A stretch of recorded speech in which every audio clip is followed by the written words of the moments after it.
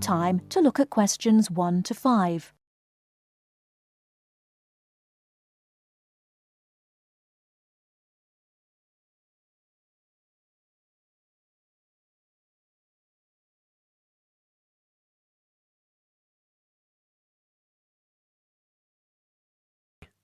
Listen and complete the notes about two people who work at ESCO Engineering. Oh, hi, Maggie, it's Greg. Hi, Greg. I'm phoning to check some information about some of the staff. I'm putting all the staff data into new files, and I noticed that I don't have files for two people. I think you might have them. Oh, really? What are their names? Peter Austin and Jane Moore. Let me have a look. Yes, I've got them here. Shall I send them to you? No, you don't need to. Just give me the information now. I can write it on some new files. I don't really need the photos if you've got photos there. OK. Well, Peter Austin first.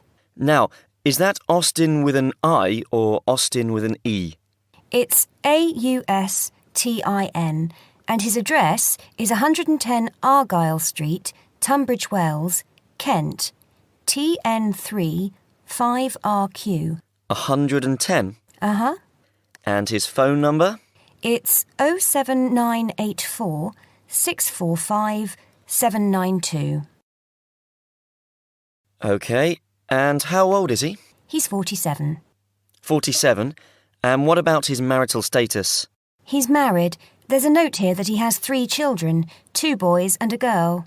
OK. And finally, when did he join the company? He started with ESCO in August 2003. Thanks, Maggie. Before you hear the rest of the conversation, you have some time to look at questions 6 to 10.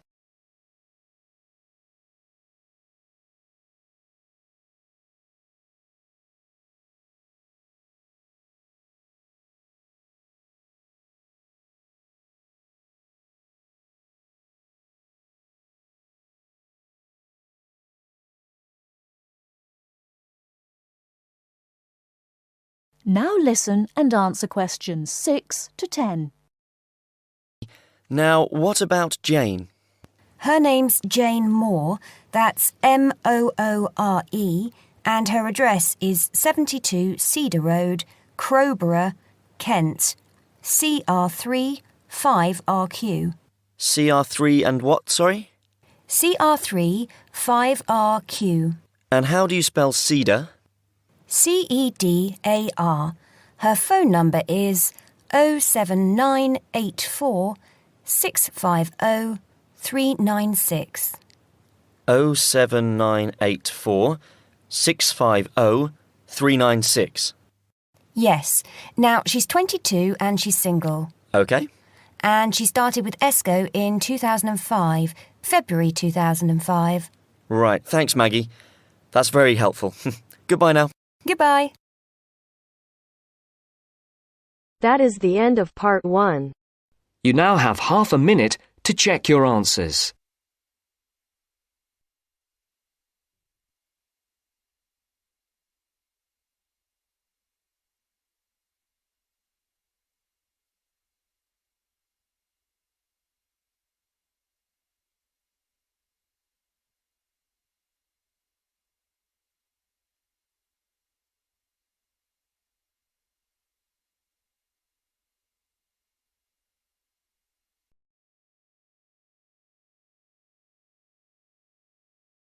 Now turns to part 2. Part 2. You'll hear a tour guide talking to a group of visitors about Bestley Castle. First, you have some time to look at questions 11 to 15.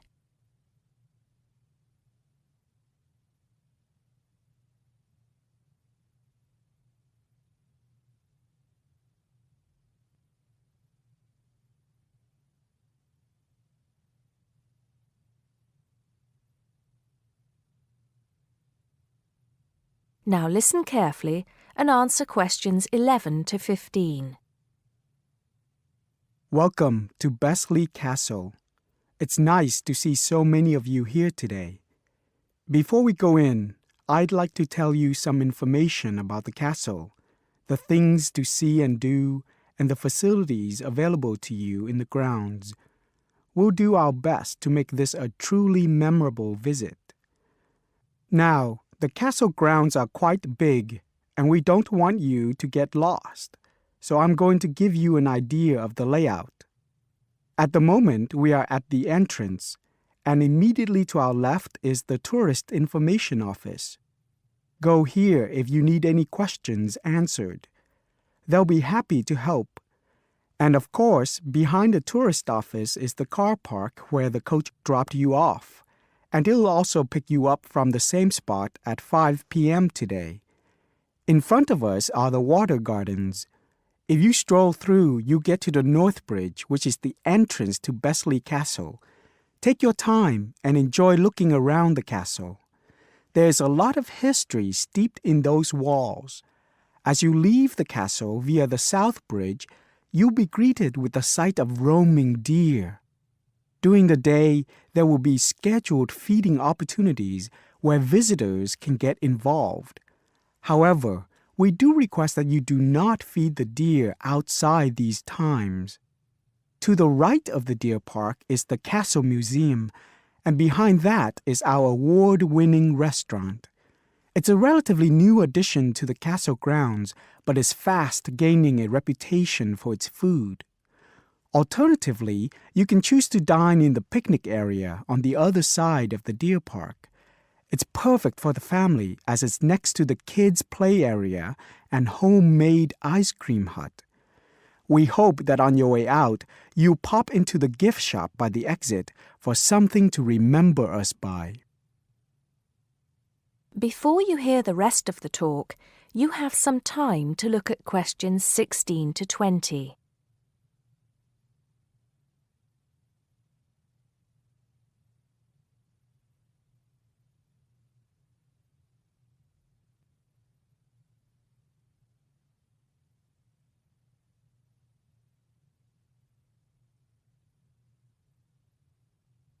Now listen and answer questions 16 to 20.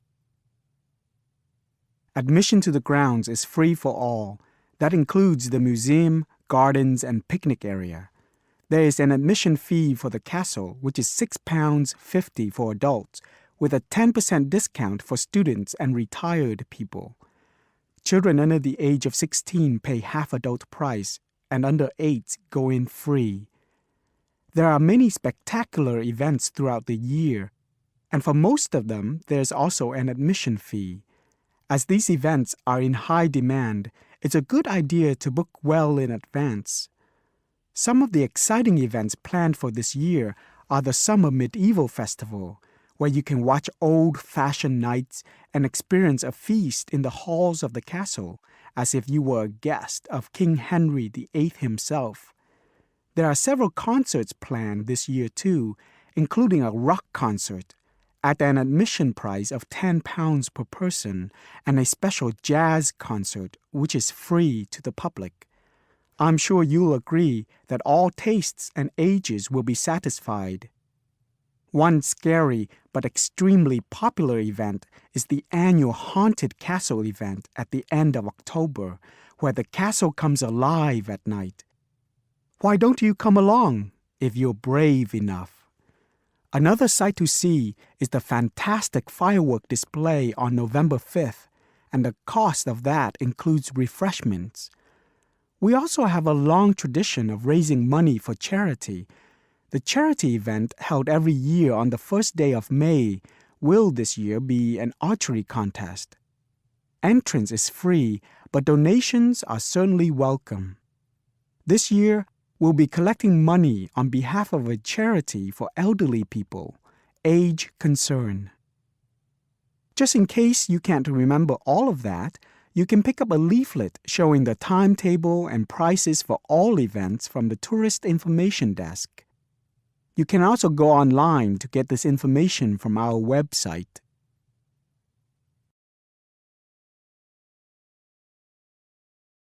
That is the end of part 2. You now have half a minute to check your answers.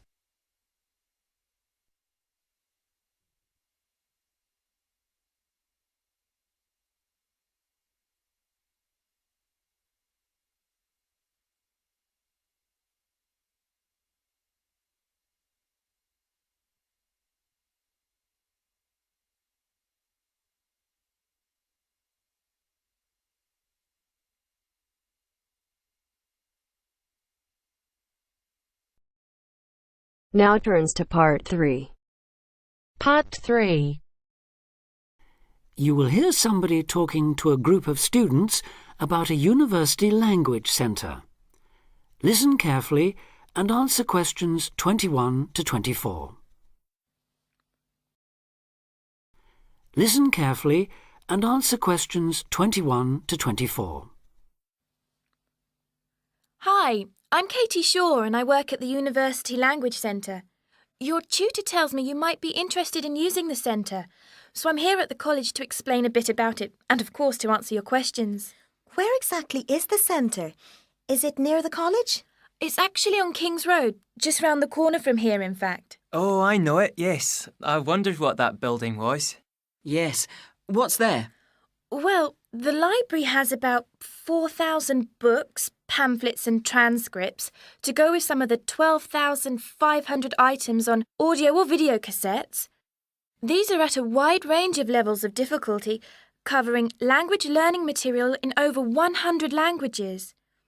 There are also reference books without tapes, including dictionaries, grammar workbooks, vocabulary workbooks and model letters, as well as texts on academic writing and effective study habits, etc. Audio cassette workrooms are on the first floor, by the way. Do they get any foreign language press there too? Yes. The library subscribes to a number of European daily and weekly newspapers, including Le Monde from France, L'Espresso from Italy, and the weekly international edition of the Spanish paper El País. What about learning with computers? Can you do that there?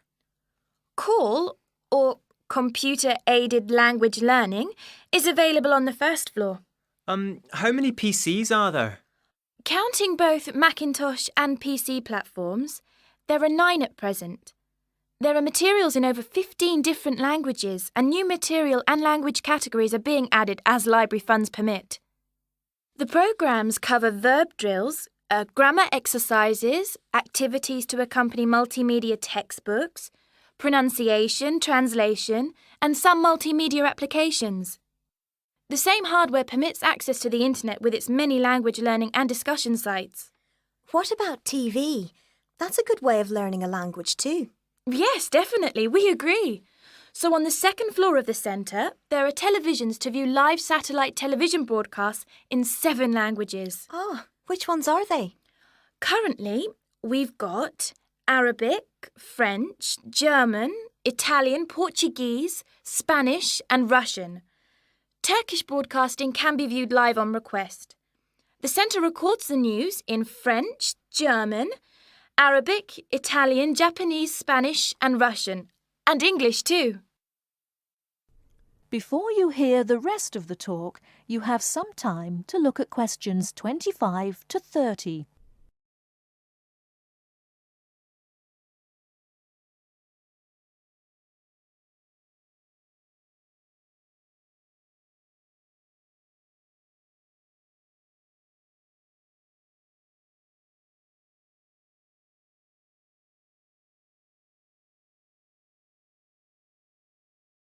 Now listen and answer questions 25 to 30.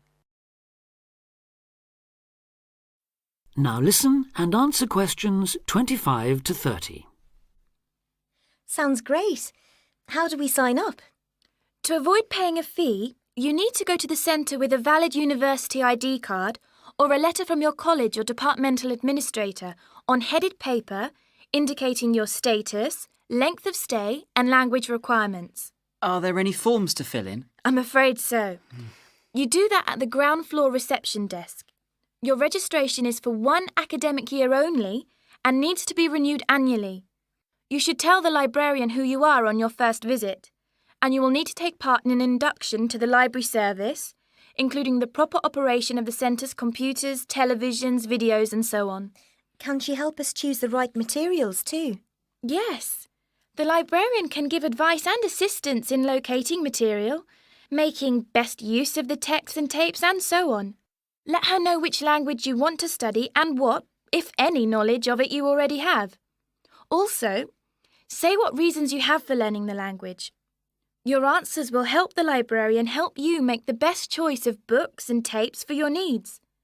She can also offer you advice on how much time is needed to make progress in the language and can offer suggestions on how to improve your language learning techniques. Can she copy tapes for us to take home, or can we borrow them? The library is a resource centre and reference library only. You can do as much self-study listening and reading work there as you want, but it's not possible to take home materials, that's to say, books or cassettes. And copyright law doesn't permit the library or its staff to make copies of cassettes for use by students outside the centre. All material must be used on the premises, I'm afraid. This ensures the materials are always available for students working on their own and not out on loan for long periods, which could harm users' progress. So, if we can't take books home, is it okay to photocopy them? The library staff will handle any photocopying, though international copyright law prohibits users from copying more than 5% of any one title in the academic year. You place a photocopy order with the librarian or an assistant, and orders will be processed between 1 and 2 o'clock or after 5:30. How much does it cost? 10 pence per page. Payment is by photocopy card, which you can buy from the information desk on the ground floor.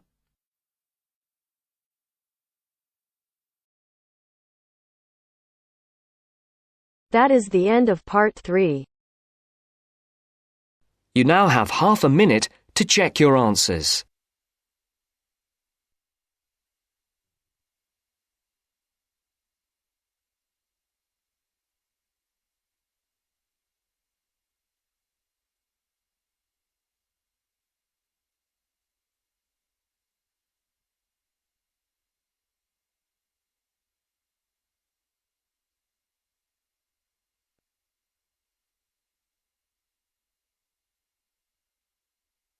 Now turns to part 4. Part 4. You will hear a talk on seasonal affective disorder. First, you have some time to look at questions 31 to 40.